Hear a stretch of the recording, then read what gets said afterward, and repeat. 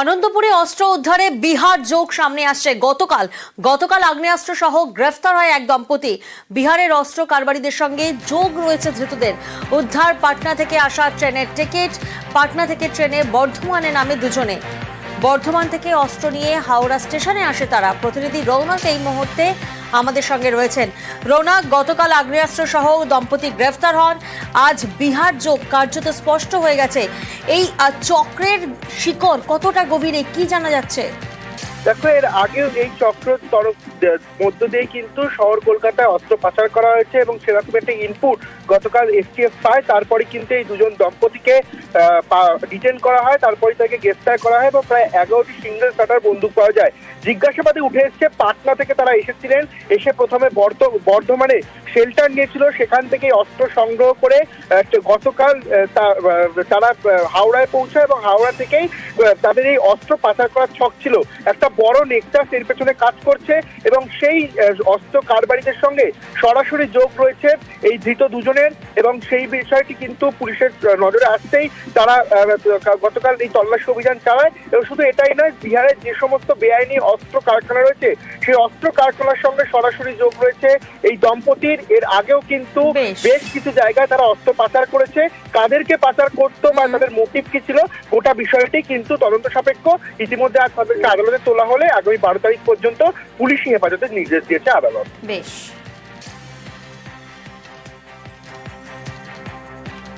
ঈদের দিনে কিষানগঞ্জের রতনপুরে একেবারে ধুন্ধুমার পরিস্থিতি।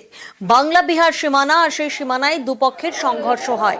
যে ছবি এই মুহূর্তে আপনারা দেখছেন, ইসলামপুর লাগোয়া গ্রাম, আর সেই গ্রামে ধুন্ধুমার পরিস্থিতি। বাংলা বিহার সীমানাতে দুপক্ষের সংঘর্ষ, কিন্তু কি কারণে এই সংঘর্ষ? প্রতিনিধি চঞ্চল এই মুহূর্তে আমাদের সঙ্গে রয়েছেন। চঞ্চল, যে ছবি আমরা দেখছি ইসলামপুর লাগোয়া গ্রাম এবং সেখানে একেবারে ধুন্ধুমার পরিস্থিতি, কি কারণে এই সংঘর্ষ, গন্ডগোলের সূত্রপাত কোথা থেকে? দেখো প্রিয়ঙ্কা, তোমাকে জানিয়ে রাখি যে প্রতি বছরই কিন্তু যে বিহারের রতনপুর এলাকা রয়েছে সেই এলাকাতে কিন্তু ইসলামপুর যে বিহার বাংলা সীমান্ত এলাকা রয়েছে, ইসলামপুর থানার গুরুদিয়া এলাকার বাসিন্দারা এবং রতনপুর যে রয়েছে সে থানা এলাকার বাসিন্দারা তারা কিন্তু সেখানে প্রতি বছর নামাজ পড়তো। কে মানে আগে কি করতো বা কি পড়ে করতো, কিন্তু আজকেও সেই একই ঘটনা নিয়ে কিন্তু আজকে একটা সংঘর্ষ বাধে যে কে আগে নামাজ পড়বে এই নিয়ে দুই পক্ষের মধ্যে বচসা শুরু হয়। বচসা চলাকালীন আশঙ্কায় কিন্তু সংঘর্ষ বা কিন্তু উত্তপ্ত হয়ে পড়ে এলাকা, এরপরে করেই কিন্তু বিশাল পুলিশ বাহিনী গিয়ে পরিস্থিতি নিয়ন্ত্রণে আনে। তবে গোটা ঘটনায় কিন্তু এখনো পর্যন্ত হতাহতের কোনো খবর পাওয়া যায়নি জানা গেছে। বেশ। আর রতনপুরের পর এবার আমরা নজর রাখবো সিউড়ির গোপালপুরের দিকে। সেখানে ধুন্ধুমার পরিস্থিতি। খেলা ঘিরে দুপক্ষের বচসা হয়, সংঘর্ষ হয় এবং তারপর ব্যাপক বৃষ্টি চলে। পরপর বাড়িতে ভাঙচুর পর্যন্ত করা হয়। দেখুন একবার ছবিটা, কিভাবে দুপক্ষের মধ্যে বচসা, সংঘর্ষ, ভাঙচুর।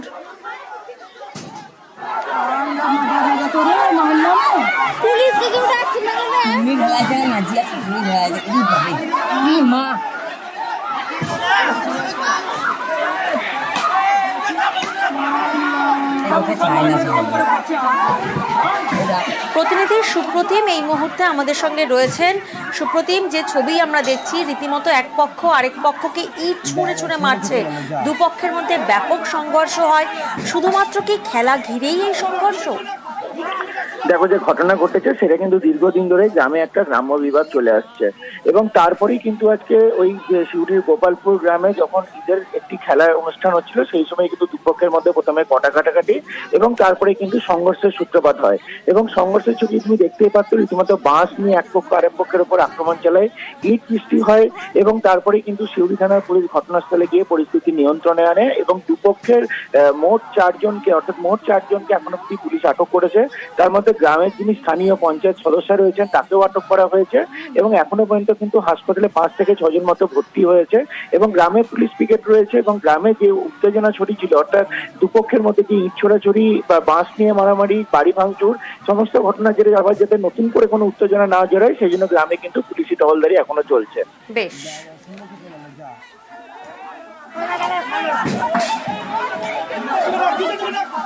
আমার ছেলে বাড়িতে থাকে না, বাঁকুড়াতে থাকে। সেই বাড়ি একটাই ছেলে আমার, সেই ছেলেটা বাড়ি মানে চোখ হবে কি হবে ঠিক নাই। তারা মেরেছে দিলীপের পার্টি। হ্যাঁ, আমরা সেই একই তো এই তৃণমূল মানে দিলীপ যে মেম্বার ছিল তাকে আমাদের গ্রাম থেকে বরখাস্ত করেছে। ও আপনার দেখছে যে এই সুযোগ পেয়েছে।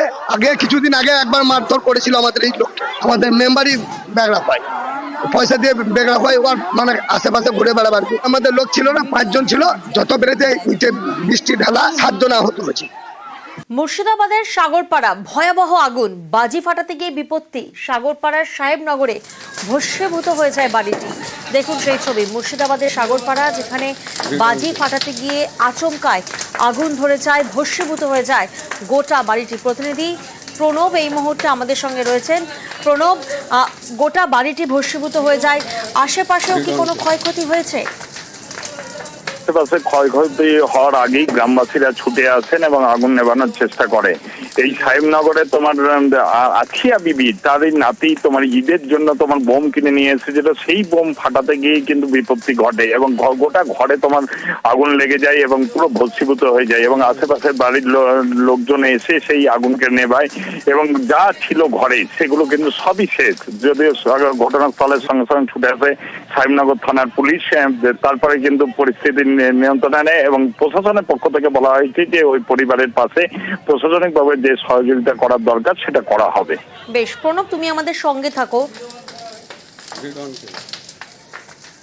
দুপুরবেলায় বাচ্চারা বোম বাজি ফোটাচ্ছিল, সে বাজির আগুন থেকে একটা বাড়িতে আগুন লেগে যায়, সমস্ত বাড়িটায় পুরো ছারখার হয়ে যায়। ওনারা কি কোনো কিছু বের করতে পেরেছিল বাড়ি থেকে? বাড়ি থেকে কিছুই বের করতে পারেনি, আমরা তো আগুনের কাছে পৌঁছাতেই পারিনি, অনেকটা দূর থেকে আমাদেরকে আগুনটা নিয়ন্ত্রণে আনতে হয়েছে।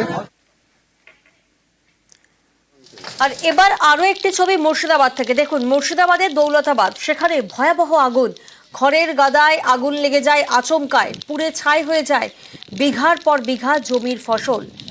প্রতিনিধি প্রণব এই মুহূর্তে আমাদের সঙ্গে রয়েছেন।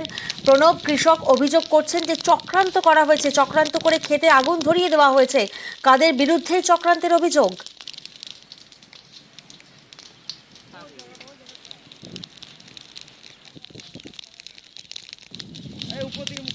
মুর্শিদাবাদের দৌলতাবাদের ছবি এই মুহূর্তে আপনারা দেখছেন। মুর্শিদাবাদের সাগরপাড়ায় যেমন আমরা দেখেছি, সেখানে সাহেবনগরে ভস্মীভূত হয়ে যায় একটি বাড়ি। অন্যদিকে দৌলতাবাদ, সেখানে খড়ের গাদায় আগুনে বিপত্তি, পুড়ে ছাই হয়ে যায় বিঘার পর বিঘা জমির ফসল। প্রতিনিধি প্রণবের সঙ্গে আমরা আবারও যোগাযোগ করতে পেরেছি। প্রণব, কৃষক তিনি অভিযোগ করছেন যে চক্রান্ত করে খেতে আগুন ধরিয়ে দেওয়া হয়েছে। কাদের বিরুদ্ধে চক্রান্তের অভিযোগ? দেখো, এই মুর্শিদাবাদ জেলাতে একের পর এক গ্রামে এই প্রচন্ড তীব্র দাবদাহ, তার মধ্যে যে জমির মধ্যে যে গম রয়েছে তাতে কিন্তু আগুন লাগতে দেখা যাচ্ছে। আজকেও কিন্তু দুর্গানগর গ্রামে এইভাবে বিঘের পর বিঘে জমি আগুন লেগে গিয়ে তোমার পুরোপুরি শেষ হয়ে যায়। যদিও কৃষকদের পক্ষ থেকে অভিযোগ করা হয়েছে যাদের জমি যে চক্রান্ত করে ইয়ে করা হয়েছে, কোনো রকমভাবে আগুন লাগিয়ে দেওয়া হয়েছে এবং পুরো ঘটনা কিন্তু দৌলতাবাদ থানার পুলিশ তদন্ত করে দেখছে। কে বা কারা এই ধরনের ঘটনা ঘটালো সেটা কিন্তু তদন্ত করে দেখা হচ্ছে। বেশ।